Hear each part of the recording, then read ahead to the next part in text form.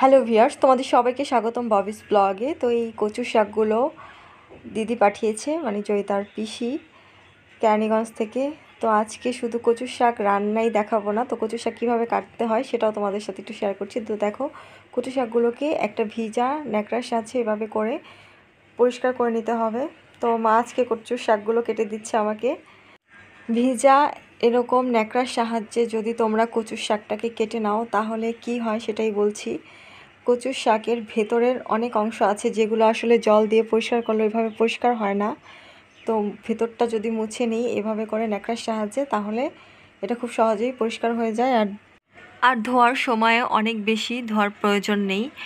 তো আমি দেখো, মা আমাকে কচু শাকগুলো কেটে দিচ্ছে। তো মার হাত চুলকায়নি, কিন্তু আমি ধোয়ার সময় আমার হাতটা অনেক বেশি চুলকাচ্ছিল। তো এর জন্য আসলে আমি কি করি, লবণ আর সরিষার তেল একসাথে হাতে মেখে নিই, তাহলে চুলকানির ভাবটা কিছুটা কমে যায়। আর আজকে যে কচুর শাক কাটার যে টিপসটা তোমাদের সাথে শেয়ার করলাম, এটা আসলে আমার ঠাকুমা, মা, কাকিরা এভাবে করে কচু শাক কাটে। তো এর জন্যই তোমাদের সাথে শেয়ার করা, যদি তোমাদের কিছুটা হলে উপকারে আসে। তো এই যে দেখো, এখন আমি কচু শাকগুলো ধুয়ে পরিষ্কার করে নিয়ে এখানে সামান্য পরিমাণ লবণ দিয়ে এখন এই কচু শাকগুলোকে সেদ্ধ করে নেব।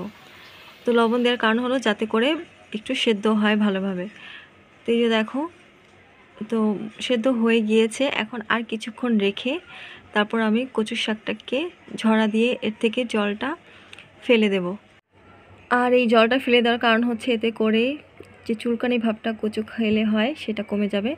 তো দেখো, এখন শাকটা রান্না করে নেব। তো এর জন্য কড়াইতে দিয়ে দিলাম সরিষার তেল, আর এতে ফোড়নে দিয়ে দিলাম তেজপাতা, আর দিয়ে দিব কালো জিরা।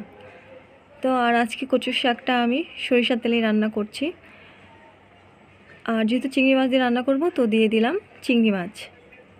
তো এখানে চাইলে তোমরা ইলিশ মাছের মাথাও ব্যবহার করতে পারো, এতেও কিন্তু স্বাদের টেস্ট অনেক বেশি বেড়ে যাবে। তো এখন দেখো, চিংড়ি মাছে হলুদ এবং লবণ দিয়ে আমি চিংড়ি মাছটাকে ভেজে নিচ্ছি। আর চিংড়ি মাছটা কিন্তু খুব বেশি কড়া করে ভাজবো না, এতে করে চিংড়ি মাছটা খেতে একটু শক্ত হয়ে যায়। তো চিংড়ি মাছ ভাজা হয়ে গিয়েছে, এখন আমি দিয়ে দিচ্ছি জল ঝরিয়ে নেওয়া কচুর শাক। তো কচুর শাক দেওয়ার পরে কিন্তু এখানে এটাকে ভালোভাবে নেড়ে চেড়ে চিংড়ি মাছের সাথে মিশিয়ে নেব। আর কিছুক্ষণ পরপরই এটাকে নাড়তে হবে। আর এই তো দিয়ে দিলাম স্বাদ অনুযায়ী লবণ। আর এখানে দেখো, কচু শাক রান্না করার সময় কিন্তু এটা থেকে একটু জল বের হতে থাকবে। তো জলটা কিন্তু পুরোপুরি শুকিয়ে নিতে হবে, এতে করে এর টেস্টটা ভালো আসবে। তো এখানে আমি অনবরত এটা নেড়ে নেব কিছুক্ষণ পরপরই।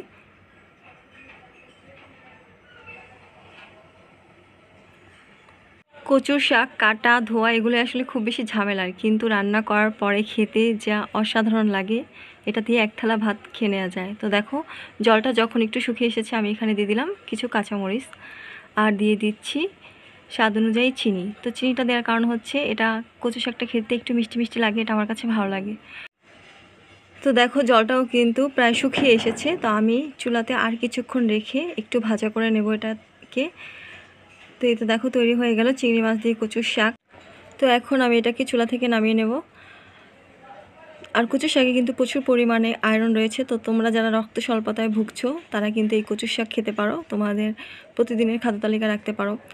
তো তোমাদেরকে তো প্রথমেই বলেছিলাম যে এই কচুর শাক দিয়ে এক থালা ভাত খেয়ে নেওয়া যায়, তো সেটাই আজকে হলো। দেখো, আমার বোনের এত ভালো লেগেছে যে ওই পুরো ভাত এই কচুর শাক দিয়েই খেয়ে ফেলেছে। আর অন্য কিছুই নেয়নি আজকে খাওয়ার সময়।